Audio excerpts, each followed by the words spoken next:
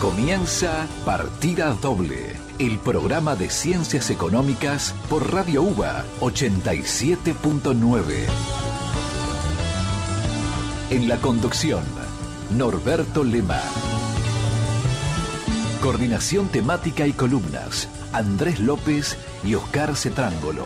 Producción, Unidad de Comunicación Institucional de la Facultad de Ciencias Económicas de la Universidad de Buenos Aires.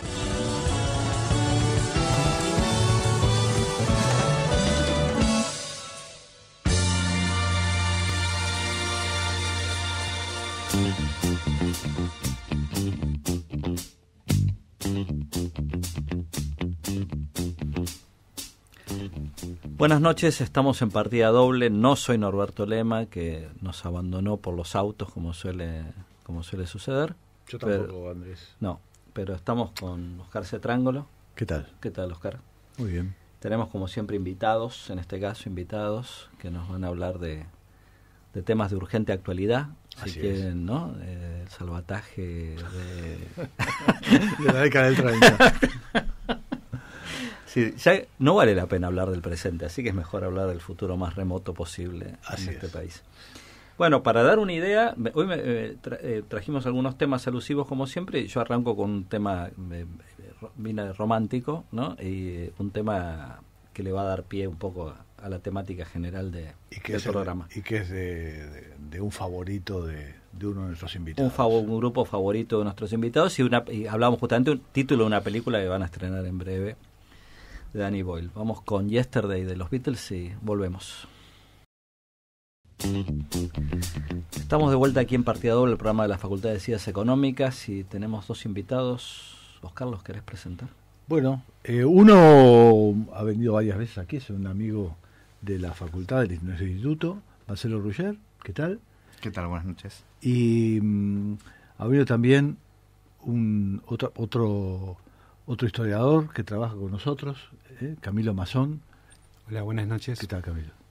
Y vamos a hablar de la historia muy antigua, me parece, ¿no? Sí, casi remota. Casi remota, ¿eh? ¿Cuándo los economistas empezamos a hacer daño en la sociedad argentina? Sí, pero no éramos economistas, ¿no? No, claro, protoeconomistas. Los protoeconomistas.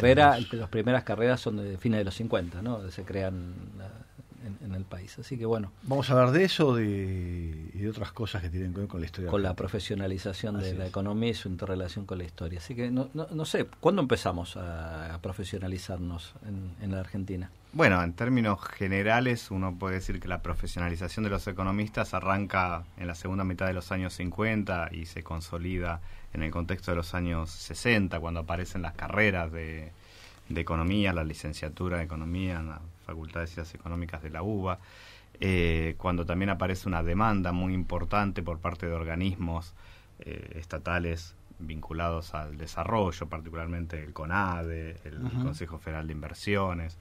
Aparecen institutos, más significativo va a ser el IDES, ya a principios de los años 60. Entonces hay como una demanda por parte del Estado de ese saber especializado, ese saber técnico propio de los economistas.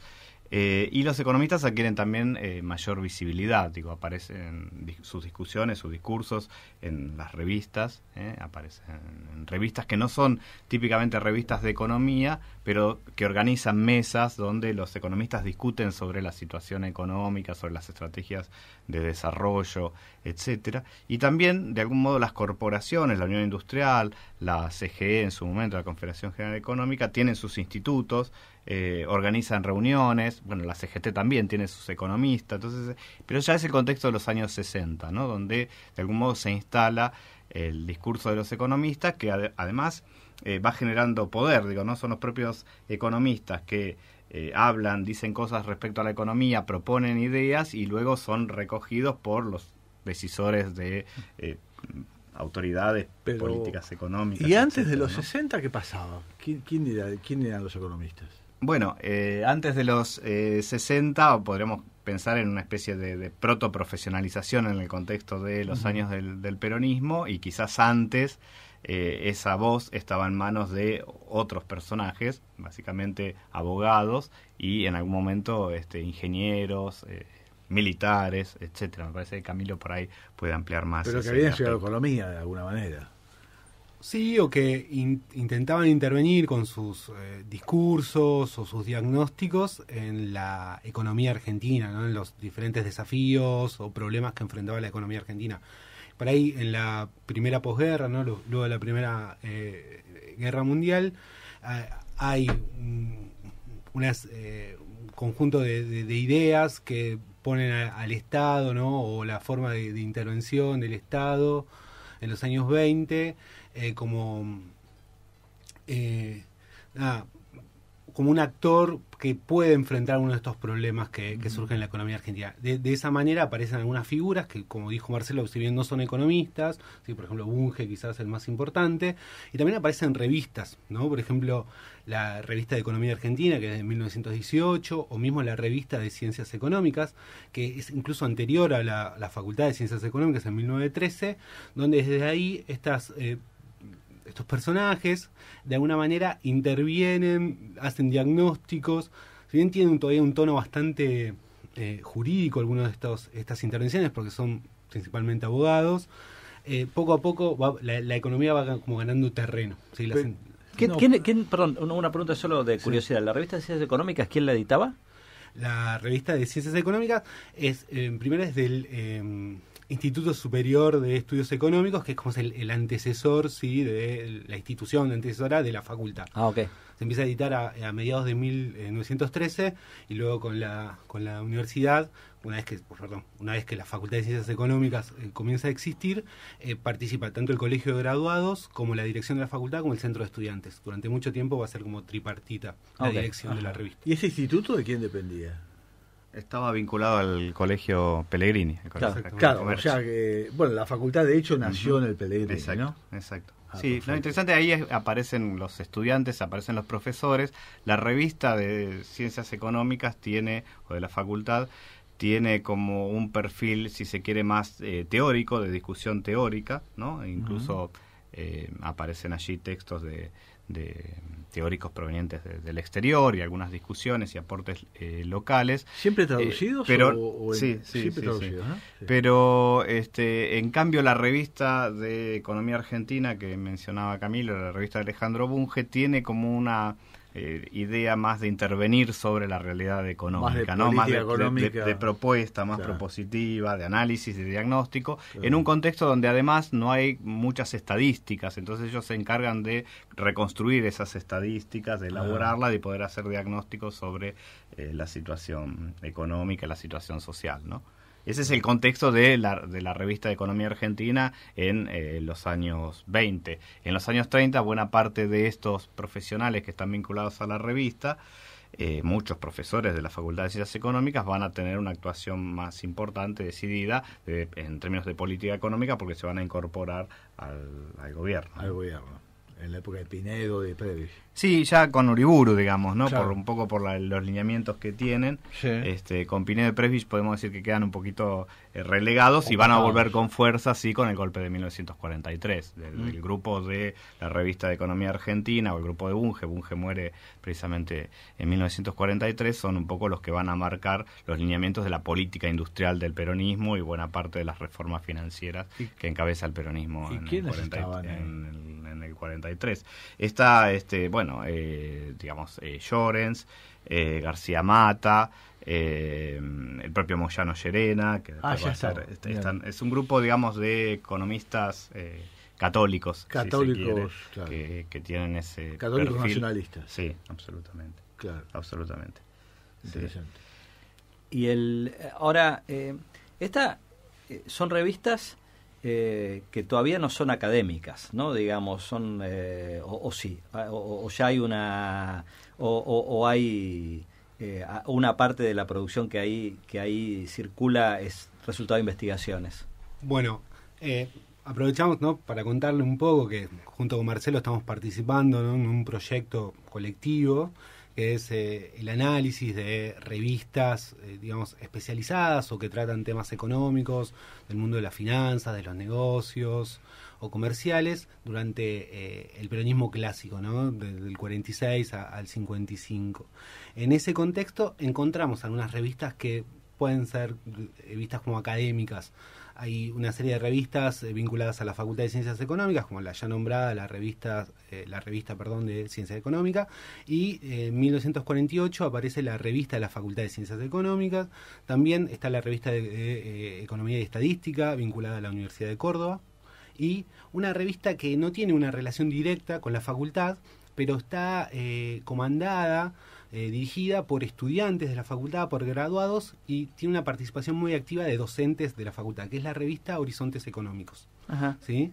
Que también hay una participación importante de algunos de estos economistas o vinculados al grupo Bunge, y en particular los estudiantes que la impulsan están cercanos a una agrupación estudiantil de los años 40, también nacionalista, católica, es la Asociación de Estudiantes de Ciencias Económicas, que quizás su principal líder o su principal dirigente estudiantil fue Antonio Cafiero, que era estudiante en esos momentos. Ajá. Se recibe como contador hacia el año 45, ¿sí?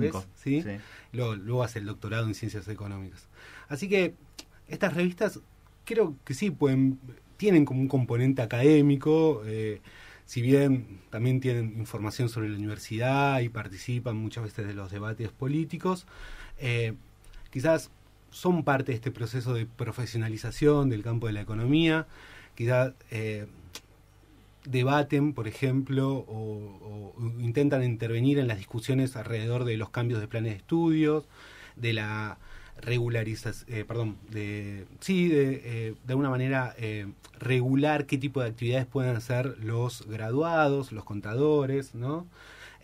Ahí hay toda una discusión sobre quiénes pueden ser asesores comerciales. Las incumbencias ¿sí? profesionales. Exactamente, discuten, ¿no? Sí, o agregados comerciales. ¿Y estas revistas se encuentran en la biblioteca de la facultad? ¿Tiene Claro, donde el que quiere ir a ver esto, dónde lo encuentra? Estas revistas que mencionaba Camilo sí están en la biblioteca de la Facultad de Económicas o en la biblioteca de la Facultad de Córdoba, en todo caso, o en Rosario hay también, en La Plata, no están en Mendoza. digitalizadas. No. Pero el Ministerio de Economía, en la biblioteca del Banco Central, uno puede encontrarlo. Lo interesante es que nosotros hicimos un relevamiento donde prácticamente 20 revistas encontramos que tocan temas económicos o que abordan temas económicos. O sea, hay una amplia discusión sobre la economía en ese contexto. Algunas pocas, como se mencionaban recién, con este perfil más académicos, y otras más en una lógica de intervención y de discusión de la política económica, o precisamente tratando de traer estadísticas o diagnósticos específicos, sectoriales, etcétera, ¿no? Significativamente hay algunas que son muy consultadas por el mundo de las finanzas o el mundo de los negocios, que están realizadas por extranjeros economistas, ¿no? Que se han graduado en el exterior, como el caso de la de Economic Survey, famosa, sí, claro. Digamos, y que tiene mucho análisis de la coyuntura, digamos, y esto refleja la carencia, en todo caso, de estudios de ese tipo en la Argentina, o el caso de Camuati, una revista que dirigía un italiano que había estudiado en Milán, Mario Segre, y que está muy especializada en el tema de la bolsa, digamos, del mundo bursátil, etcétera, ¿no? Y brinda mucha información sobre comercio exterior, sobre el tipo de cambio, sobre los balances y la situación de ese mercado, y que permite cubrir, digamos, estadísticas que no están disponibles por parte del sector público, ¿no? Entonces, digo, hay un ida y vuelta en este sentido de ir instalando temáticas, de ir aportando diagnóstico, de ir aportando información, y de algún modo uno podría pensar que parte de la política económica también recoge esto que están brindando, que se está generando en este campo. ¿Y estas revistas alguna de ellas tenían pertenencia política clara o eran más bien neutras en ese sentido? Nosotros en la selección, que fue muy amplia, ¿sí? Como decía Marcelo, casi llegamos a las 20 revistas, intentamos dejar de lado las que estaban vinculadas directamente a un partido político, ¿sí? Pero existían. Digo, bueno, casi todos los partidos políticos tienen sus órganos de difusión, y ahí sus diferentes cuadros hacían intervenciones sobre los problemas económicos o hacían propuestas. Y por un lado dejamos de lado eso y nos atendimos principalmente a este conjunto de revistas académicas, las especializadas que nombraba recién Marcelo, Camuatí, sí. Economic Survey, puede ser también Economía y Finanzas o la REA, ¿no? Y aquellas vinculadas a las cámaras empresariales o a ciertos, sí, por ejemplo, la revista Metalurgia, la revista de la Federación Gremial de Rosario, los Anales de la Sociedad Rural, ¿cuál más puede ser? Sí, la ingeniería, que también toca temas específicos de la economía del momento. Veritas, vinculadas a las agencias de... Pero una pregunta, vinculado a lo que decía recién Marcelo. Reviews de River Plate. ¿Cómo? Review de River Plate. ¿Ah, sí? Digamos, Boca, claro. De Boca no. No, esa no estaba. Pero, Review de River Plate, claro. Pero muchas de estas eran de coyuntura, ¿no? Eran análisis de coyuntura. Exacto, tienen esta lógica. La lógica es mirar la coyuntura y a partir de la coyuntura hacer algún tipo de propuesta más estructural, pero lo que miraban era la coyuntura. Sí, y después otras que son especies de órganos de difusión de las políticas económicas que lleva adelante el gobierno, como es el caso de Hechos e Ideas, ¿no? No son revistas oficiales, pero son semioficiales donde aparecen los discursos de Perón, donde aparecen los discursos de los ministros o algún tipo de intervención económica. Lo que sí en esta lógica, digo, que si bien no es política o pretenden cierta prescindencia, en general no aparecen discusiones específicas sobre la política o lo que va sucediendo en la dinámica política específica. Hay cierto ayornamiento, digamos, cuando uno va haciendo el recorrido en ese tránsito hacia 1955 y son cada vez más oficialistas, ¿no? Muchas de ellas son cada vez más oficialistas u otras se caen, digo, las que no son oficialistas dejan de aparecer en este contexto quizás cultural que va llevando adelante el peronismo, donde la escasez de papel pesa, donde la publicidad también pesa, la publicidad oficial, etcétera, ¿no? Entonces hay ciertos componentes de censura que eran importantes. Exacto, esto se va notando y de algún modo hay un discurso donde se va acercando al discurso oficial de muchas de estas revistas que inicialmente no lo tienen, ¿no? ¿Y tiene interés en ese sentido la justificación que puedan brindar a ciertas decisiones de política? Por ejemplo, no sé, si uno quisiera encontrar argumentos que justifiquen la acción del IAPI o, no sé, alguna reforma, uno encuentra ahí. Sí, bueno, esto es lo que nos llamó mucho la atención, ¿no? Porque nosotros no pretendimos ver a las revistas como fuentes, en principio, sino como objetos de estudio en sí mismos, digo, ¿no? Claro. ¿Cuáles eran las características? ¿Qué público iban? ¿Cuáles eran los colectivos que los llevaban adelante? ¿Qué ideas tenían atrás? Etcétera, ¿no? ¿Qué propósitos? Pero, sin embargo, a la vez encontramos una gran cantidad de información, claro, más o menos crítica, en algunos casos más, otros menos, pero respecto al funcionamiento de la economía argentina. Y esto es lo que nos llamó la atención y nos brindó, digamos, esta riqueza que permite para el análisis de la política económica obtener un relevamiento. Porque, claro, aparecen temas claves, por ejemplo, el IAPI, por ejemplo, la reforma financiera, por ejemplo, los acuerdos comerciales con Gran Bretaña u otros acuerdos comerciales, por ejemplo, el tratamiento de la ley de inversiones extranjeras o el tema del Congreso de la Productividad, ¿no? Entonces, uno lo puede rastrear a partir de distintas revistas, claro, y en casi todas de algún modo aparece una información y un debate muy rico que, en términos generales, en la historiografía económica no está tratado, digo, no han sido utilizados globalmente como fuentes para analizar estos Incluso temas. Algunos de los tópicos tratados fueron poco tratados por la historiografía más tradicional o clásica. Vos nombraste, Marcelo, el Congreso Nacional de la Productividad y el Bienestar Social, pero podemos ver también el tema del ahorro o las nacionalizaciones. La cuestión de las estadísticas, la necesidad de estadísticas oficiales, que parece que durante ese periodo eran escasas, y incluso estas revistas intentan suplir la falta de información oficial con producción propia, ¿no? En ese sentido hay algunas temáticas que se abren y que permitirían por ahí. Ahora, mencionaron esta cuestión de los economistas asociados al catolicismo, ¿no? Sí. Y antes de venir acá tomando un café hablábamos de que tempranamente o relativamente temprano tanto El Salvador como la UCA tuvieron sus licenciaturas en economía. ¿Dónde podemos encontrar, rastrear esta cuestión de que dentro de los pensadores vinculados al catolicismo hay un interés por la economía, la cuestión de la doctrina del bien común de la iglesia, social de la iglesia, es muy temprano y es esa línea que impacta muy fuertemente en Bunge y en el grupo de la Revista de Economía Argentina. Allí ya está ese catolicismo social muy conservador, que de algún modo por eso decíamos que se vincula también a los sectores militares o los sectores más nacionalistas, abrevan de ese diagnóstico. Yo creo que allí está, en el grupo de Bunge, en el grupo de los seguidores de Bunge, de sus discípulos, etcétera, estos personajes que van a tener una trascendencia significativa en los años siguientes, cuando aparezca este proceso de profesionalización más evidente en los años 60, sobre todo. Una institución que es el Círculo de Economistas Católicos, donde muchos de estos economistas que nombramos tienen participación, pero también parecía ser que después de los años 50 hay como un proceso de secularización y por ahí la fe o la práctica católica pasa a ser algo meramente individual y el saber técnico va por otro carril. Acá todavía está, me parece, ¿no?, la cuestión del catolicismo y el saber técnico, la cuestión económica van como a la par. Interesante. Digo, como me parece una curiosidad, pero creo que puede interesarle seguramente a los oyentes. ¿Por qué no nos cuentan un poco quién era Bunge? ¿Cómo apareció? Porque es un personaje muy importante en la historia de nuestra disciplina, en la difusión de las ideas económicas y no tan conocido, ¿no? Claro, Alejandro Bunge es, como dice Liach por allí en un estudio, es de la otra generación del 80, los que nacen en el 80, nace en 1880, muere en 1943, es ingeniero.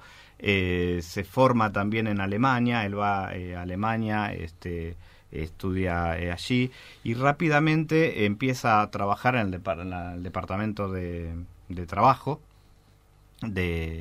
y a elaborar estadísticas, y es precisamente vinculado a esta cuestión social, la cuestión de la vivienda obrera, de los salarios de los obreros, las condiciones de vida de los trabajadores, etcétera, y también se va a preocupar muy tempranamente por las cuestiones de la integración económica latinoamericana, un poco en la línea del nacionalismo económico y un poco en la línea del IST, si se quiere, que tiene que ver con su formación. Eso en la época inicial de los radicales. Todavía estamos en el 1900, 1910, y con esa impronta, digamos, va a organizar la Revista de Economía Argentina en el año 18, donde suma a otros analistas, abogados, etcétera, y también a profesores de la facultad que por ahí tienen otros lineamientos, no es una publicación, al menos todavía en la década del 20, tan homogénea, ¿no es cierto? Por ejemplo, Gondra, digamos, claro, de la Facultad de Económicas, que es más bien un paretiano, o sea, tiene como otras perspectivas, pero sobre todo después de 1919, sobre todo después de la conflictividad social que existe en la Argentina en esos años, se van a ubicar muy en las antípodas del irigoyenismo y van a ir llevando aguas para esta idea más nacionalista, conservadora, que se va a expresar claramente en el contexto del golpe. Pero además la revista va a entrar dentro de lo que es los lineamientos de las corporaciones o de las principales corporaciones, la sociedad rural y de la Unión Industrial. Son asesores. Bunge va a ser un claro asesor del presidente de la Unión Industrial, que es Colombo en ese momento, y Colombo es uno de los que directamente hace el golpe contra Irigoyen, lo que es la CACIP en ese momento, que es una corporación que nuclea al comercio, a los terratenientes, a la sociedad rural y a los industriales. Entonces esta impronta, digamos, vinculada a estos sectores de poder y este nacionalismo católico tiene mucha fuerza en el contexto de los años 30. Pero de algún modo él va a ser directamente interventor en la provincia de Santa Fe, va a tener cargos en ese contexto, pero queda un poco desplazado con la irrupción de Justo y, digamos, de Pinedo Presbich en el contexto de los años 30, claro. tal cual, que tienen otro perfil, digamos, como vos decís, más técnico, pero, digamos, son parte, digamos, de todo ese proceso de y la discusión de los años 30. Claro. Muy interesante nuestra genealogía. Tenemos que ir al corte y volvemos. Seguimos hablando de la profesionalización de los economistas en Argentina. Inicio del espacio publicitario. Noticias de la UBA. ¿Dónde, cuándo y cómo? Las actividades de las 13 facultades, el CDC, los institutos, los hospitales, los colegios están en Noticias de la UBA. con la conducción de Geraldine Murisasco. Noticias de la UBA, de lunes a viernes a las 8 por Radio UBA. Fin del espacio publicitario.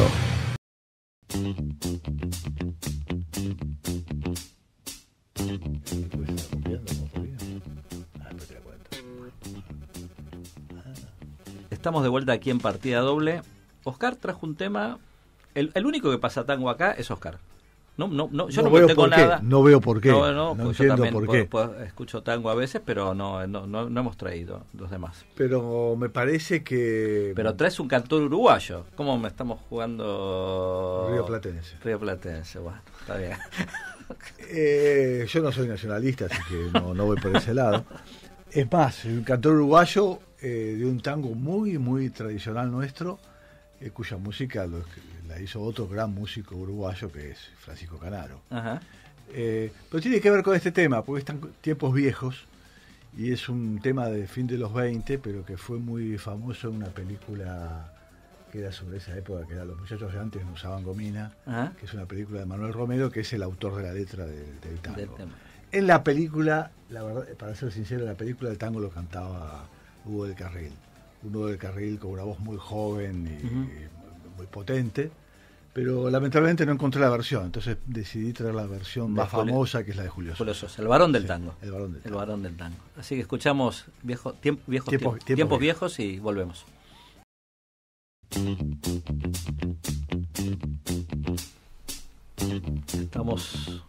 Estamos aquí de vuelta en Partida Doble y acá siempre nos ponemos a llorar cuando miramos el diario o vemos la televisión.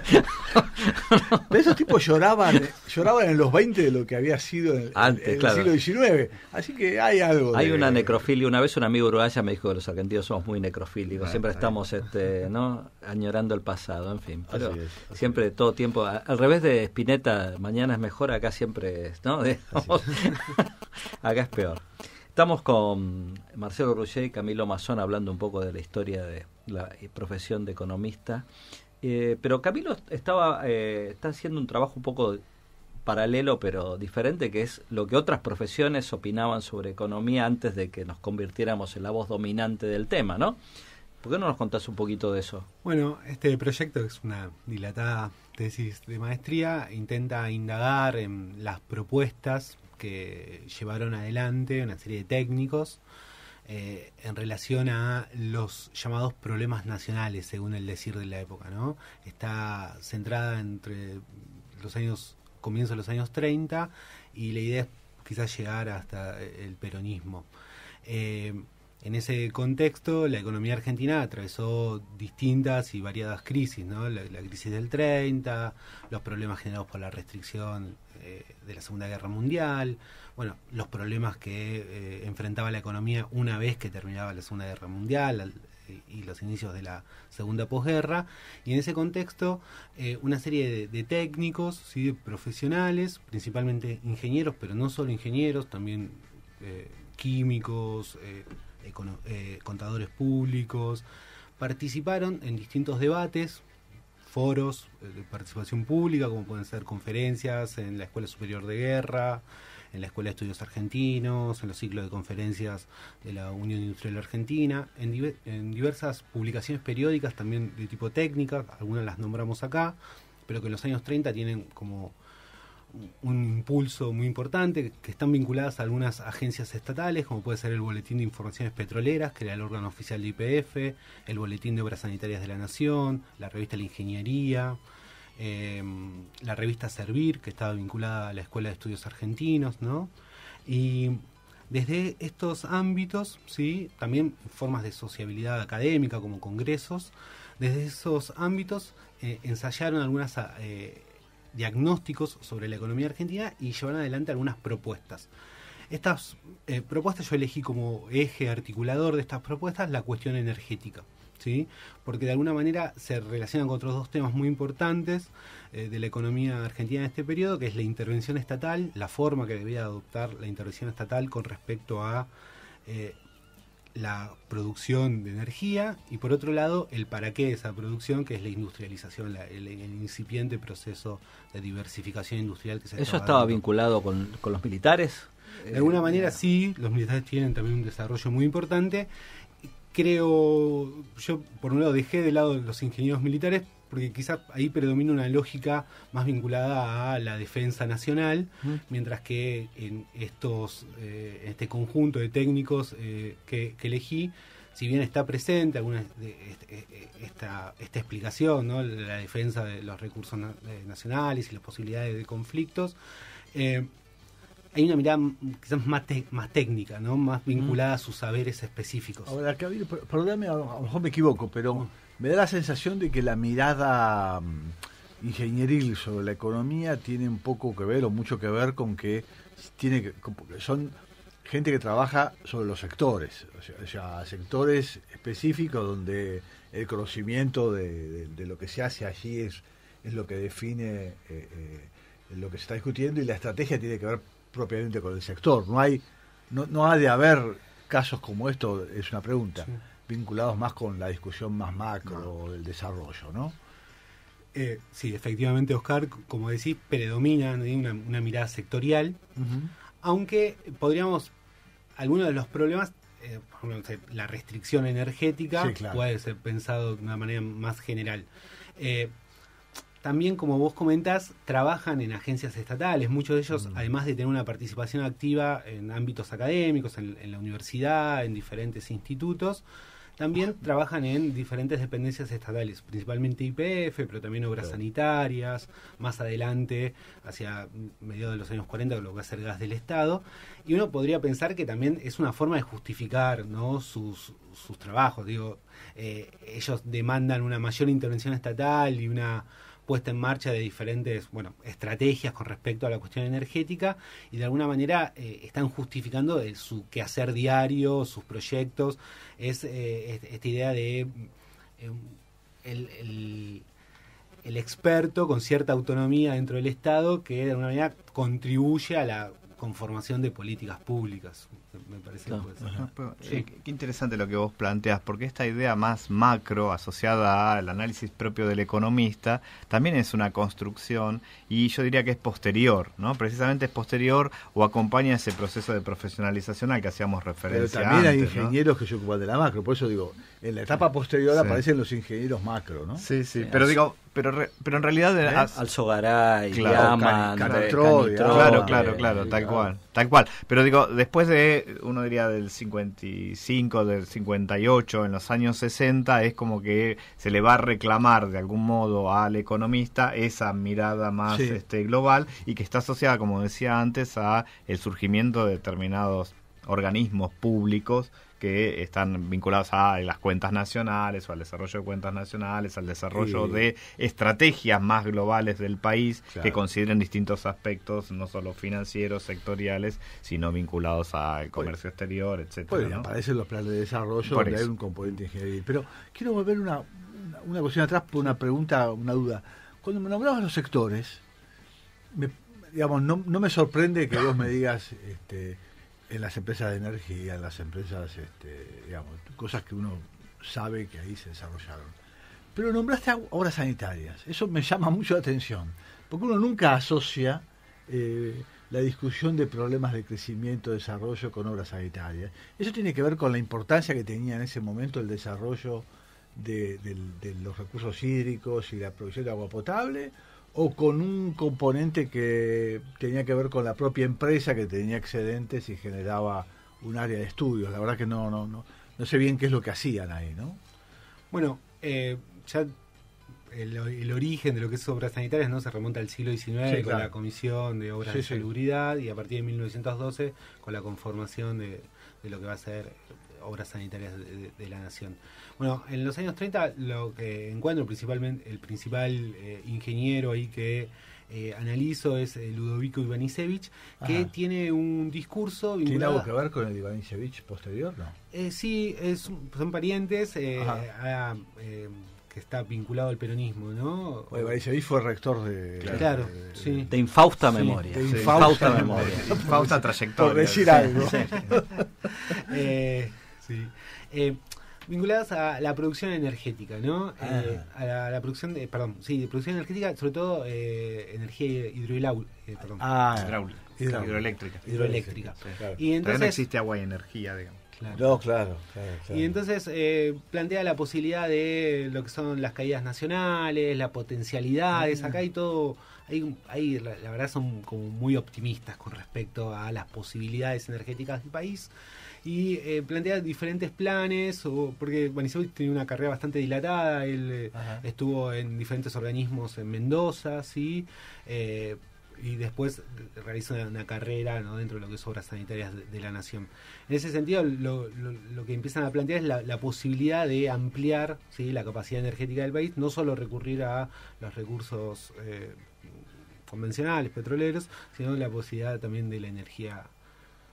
Sí, hay algo ahí interesante, es que estos organismos van desarrollando su vialidad nacional, digamos, YPF, las propias fabricaciones militares van desarrollando sus propios planes, con sus propios técnicos, con sus propios equipos. Que defienden su propio sector. Exacto, pero que elaboran, sobre todo en el contexto de los años 30, planes vinculados a su propio desarrollo, ¿no? Burocrático, que además legitima su propia acción, ¿no? Es decir, bueno, vamos para este lado, pero que después eso va a ser retomado por instancias de planificación más general. Por ejemplo, cuando aparezca el primer plan quinquenal durante el peronismo, lo que va a hacer es ver el plan que tiene obras sanitarias o agua y energía, o lo que va a ser gas del Estado, o fabricaciones militares, y lo incorporamos a un plan más general, con relativa coherencia. Y finalmente luego sí van a estar los organismos más específicos de desarrollo, ya en el contexto de fines de los años 50 y los años 60. Pero es como que hay como una protoplanificación vinculados a estos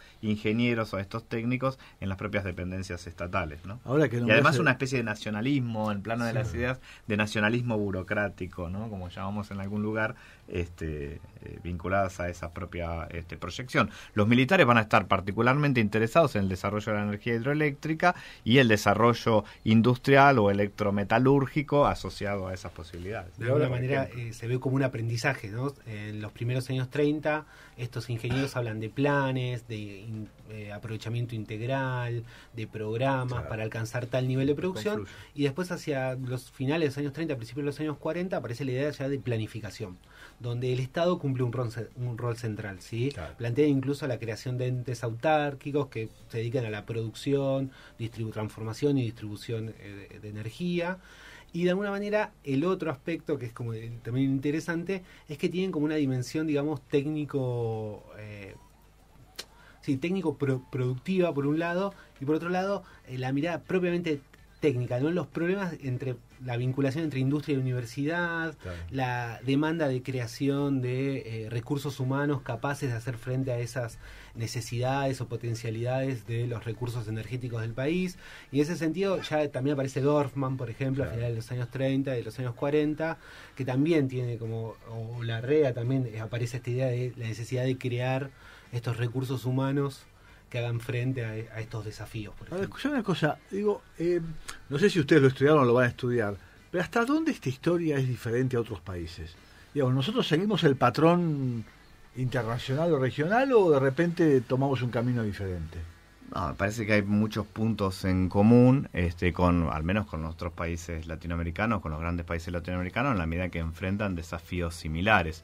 Con todo, es cierto que la Argentina para ese entonces es el país más desarrollado, entre comillas, de América Latina. Y esto genera, digamos, ¿no?, el propio proceso de crecimiento industrial, los propios desafíos de infraestructura, genera esas demandas de técnicos, de saberes, de expertos y también, ¿por qué no?, de economistas. Y la idea de planificación es una idea que va... Dejémoslo ahí.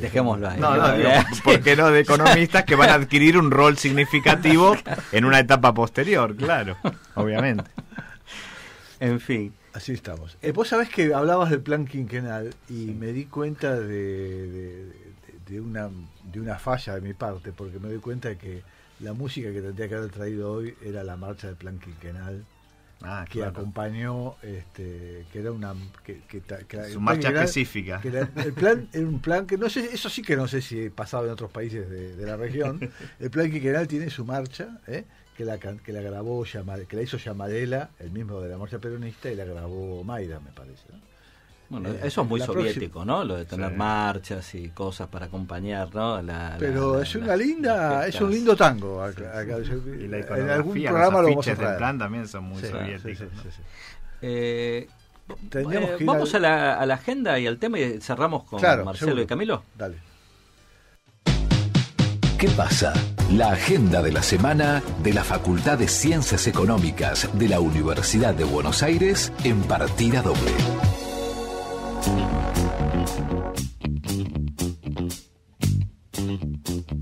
Vamos con la agenda.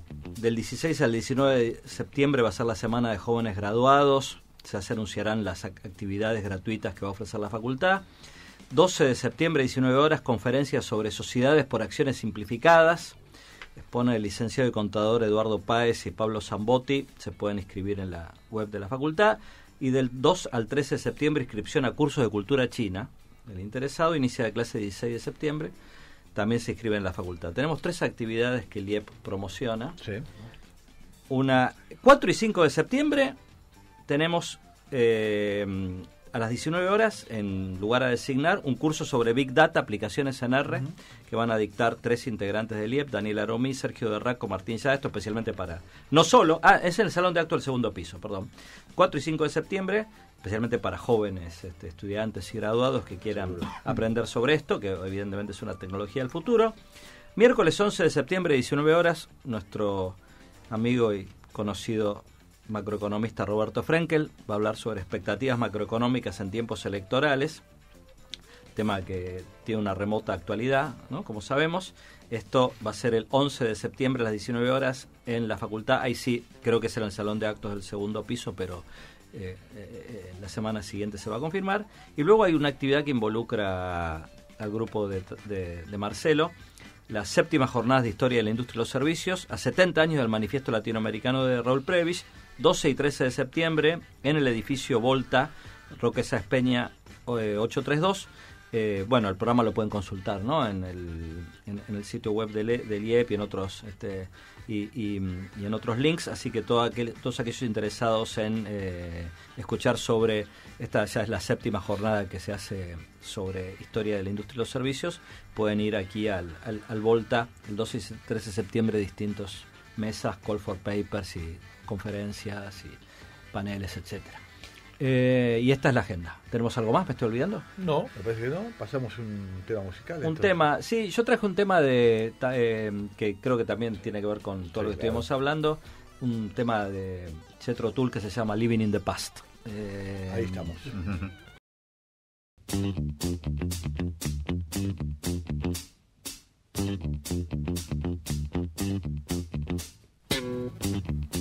Estamos de vuelta en partida doble con Camilo Mazón, Marcelo Ruggeri. Estuvimos hablando un poco de la historia de los economistas en Argentina o de las ideas sobre economía. ¿Y cuándo nos empezamos a convertir en personas populares, comillas, ¿no? que aparecen en los diarios, luego en la tele, etcétera? Sí, hay un proceso de visibilización del economista, sobre todo en el contexto de los años 60, junto con este proceso de profesionalización, de demanda por parte de los organismos estatales. Los economistas adquieren voz en el conjunto de la opinión pública y básicamente empiezan a aparecer en la radio, empiezan a aparecer en la televisión, empiezan a aparecer programas específicos, digamos, que los convocan. Incluso las revistas más populares, no sé, estoy pensando ahora, Primera Plana, convocan en algún momento a distintos economistas para hablar sobre la realidad nacional, ¿no? Y tiene que ver con, decíamos, este proceso de profesionalización donde los economistas elaboran informes de coyuntura, elaboran informes, tienen ideas respecto a la política económica y entonces empiezan a ser escuchados, ¿no? En un proceso que además va jerarquizando los problemas económicos de la sociedad argentina, y entonces, digamos, se requiere de estos economistas para que tengan voz en ese contexto. Entonces yo diría que es el contexto básicamente de los años 60 que instala a los economistas y el discurso de los economistas profesionales. Y después se combina con esta dinámica de la economía argentina, de situaciones cada vez más seguidas de crisis, de coyunturas críticas, claro, etcétera, que requieren que el economista diga algo sobre esto y que proponga alternativas para la superación de esas crisis, ¿no? Te puedo hacer una pregunta, algo porque se me acaba de ocurrir y no sé si tiene respuesta, pero aparece con la televisión aparecen los discursos en cadena.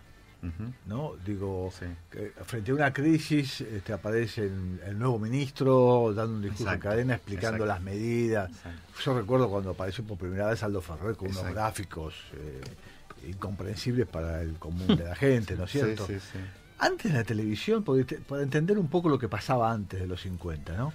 Había discursos por radio, no creo, de economistas. Supongo que hablaba solamente el presidente, ¿no? No, exacto, precisamente. Es parte de este proceso que estamos definiendo, sobre todo de los años 50, fines de los años 50 y los años 60. Vos recién mencionabas... ¿Pero la televisión no tendrá que ver también? Bueno, la aparición de la televisión y la masificación, claro, de la televisión. Yo me acuerdo verlo al ingeniero Alzogaray coincide en la televisión con esto, anunciando, claro, ¿no? Digamos, bueno, precisamente, aparecen los programas económicos en los años 60...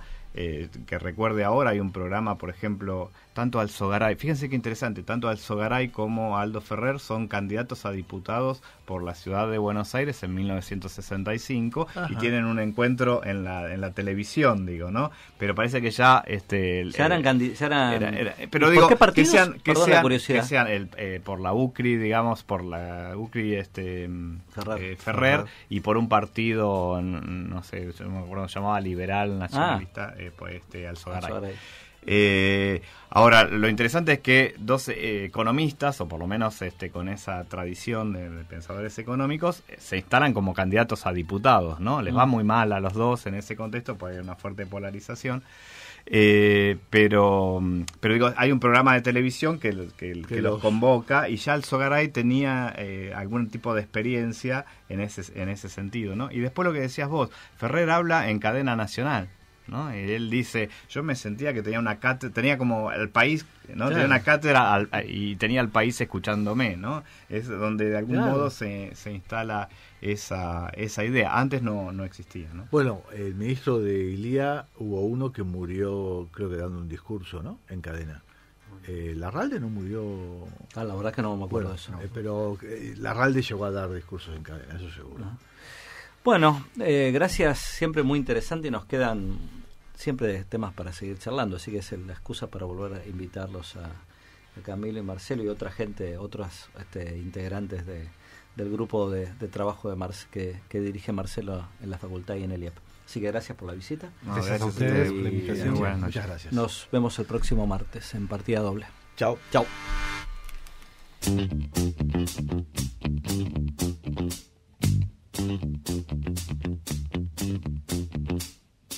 Partida Doble, el programa de la Facultad de Ciencias Económicas por Radio UBA.